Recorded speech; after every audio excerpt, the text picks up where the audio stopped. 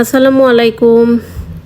Ummis family blog and cooking চ্যানেলে আপনাদের সবাইকে স্বাগতম জানাই।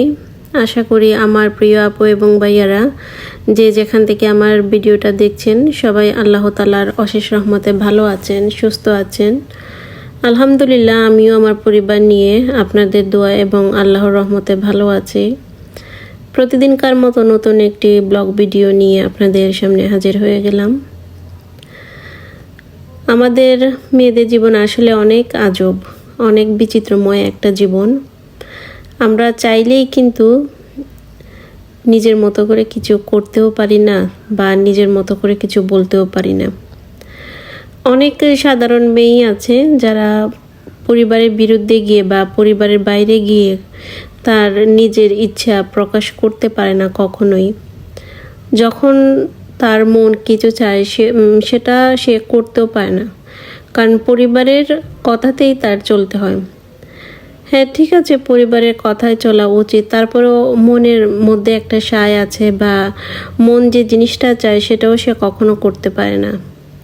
এক কথায় বলতে গেলে আমাদের মেয়েদের জীবন অনেকটাই আসলে কষ্টের। যতই আমরা বলি না কেন আমরা স্বাধীন, তারপরে কিন্তু আমাদের মেয়েদের জীবন কখনোই স্বাধীন না। আমাদের মেয়েদের জীবন সবসময় পরাধীনতার মধ্যেই কেটেছে, আর আগামীতেও মনে হয় এইভাবেই কাটবে। আসলে আমাদের মেয়েদের জীবনটাই এরকম। আমরা যতই চাই নিজের মতো করে সাজতে, নিজের মতো করে কথা বলতে, নিজের মতো করে চলাফেরা করতে, আমরা কখনোই এই জিনিসটা করতে পারবো না, কারণ আমরা মেয়ে।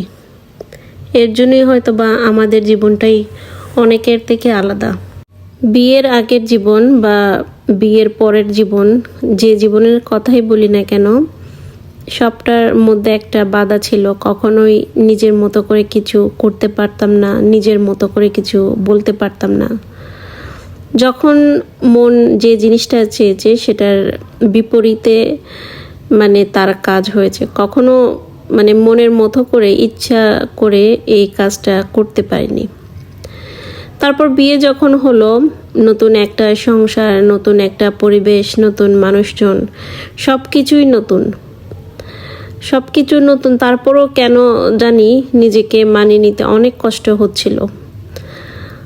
নতুন জায়গা বলে সব কিছু একটু অন্যরকম লাগছিল। তখন দুইটা চোখ শুধু খুঁজতো আপন মানুষকে, নিজের মতো করে কাউকে কাছে পাওয়ার বা কথা বলার। এমন কোনো মানুষ পাইনি বিয়ের পর যে আমি আমার মনের কথা তার সাথে শেয়ার করব।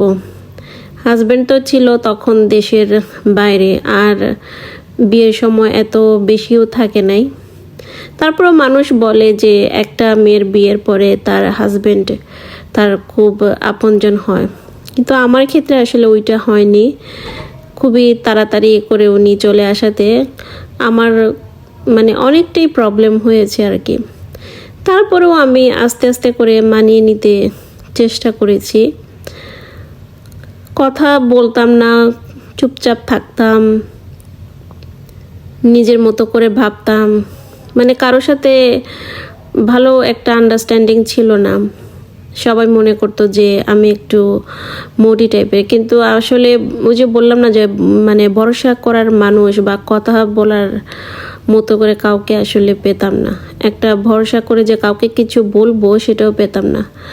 আর নতুন বউ তো সংসারে অনেক ঝামেলা, বুঝতেও সমস্যা হতো। আমি যেভাবে চলাফেরা করেছি বা তাদের ওই রকম চলাফেরা না, একটু বুঝতে সমস্যা হতো। সব দিক দিয়ে সমস্যা ছিল। তারপরেও ওই দিনটার কথা মনে হলে তারপরেও খুবই খারাপ লাগে আর কি। খুব কষ্ট হয় যখন আমার পুরাতন দিনের কথা মনে পড়ে আর কি। তারপরেও এখন বলবো যে এখন ভালো আছি, সব কিছুর পরেও এখন ভালো আছি। মানুষের তো অনেক সমস্যার সম্মুখীন হয়, প্রতিটা সংসারে সমস্যা থাকে। সমস্যা ছাড়া তো কোনো মানুষ চলতেই পারে না। সংসার বলেন আর বাহির বলেন, দুইটা জায়গাতেই সমস্যা মানুষের থাকেই। তারপর একটা মেয়ে যখন বিয়ে হয়ে আসে বা বিয়ে হয়ে যায়, তারপর তাকে সাপোর্ট দেওয়ার মতো অনেক মানুষ থাকে, কিন্তু আমাকে সাপোর্ট দেওয়ার মতো কোনো মানুষই ছিল না। কথা না বলতে বলতে এমন একটা অবস্থা হয়েছিল, আমি আসলে খুবই কম কথা বলতাম। এখনও বলি, তবে আগের মতো না। এখন একটু কথা বলি, মানে চুপচাপ গম্ভীর টাইপের ছিলাম। তা একটা সময় দেখি যে আমি কোনো কথাই বলি না, কোনো প্রতিবাদই করি না, তার জন্য আমার উপর অনেক ঝামেলা এসে পড়ে। যা চাই না সেটাও হয়। মানে প্রতিবাদ যেহেতু করি না, সবাই ওই যে বলে না যে নরম জায়গায় মাটি খুঁড়তে অনেক বেশি সহজ, ওই রকম আর কি। যখন আমি নিজেকে নিজে প্রশ্ন করলাম যে আমার তো উঠে দাঁড়ানো উচিত, আমার তো কথা বলা উচিত, আমার তো প্রতিবাদ করা উচিত, তো যখন এটা নিজে আমি বুঝতে পারলাম, তখন আমি যখন মানুষ কোনো কিছু বলে, কথার পিঠে আমি কথা বলি, কথার সাথে সাথে আমি জবাব দিয়ে দিই। এখন আর কেউ কিছু বলে না, বা মানে বলার সাহসও পায় না। তো মানুষের জীবনটা আসলে অনেক বিচিত্র। যত আপনি ভদ্র বেশে এই সমাজে চলতে চাইবেন, তত মানুষ আপনাকে আঁকড়ে ধরবে।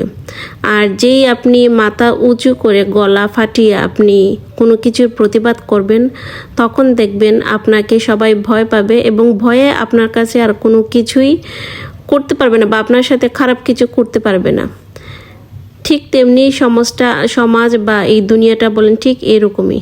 আপনি মাথা উঁচু করে দাঁড়ান, গলা ফাটিয়ে কথা বলুন আপনার মনের কথা, তাহলে দেখবেন কেউ আপনার বিরুদ্ধে কথা বলতে পারবে না। আজকে এ পর্যন্তই বন্ধুরা।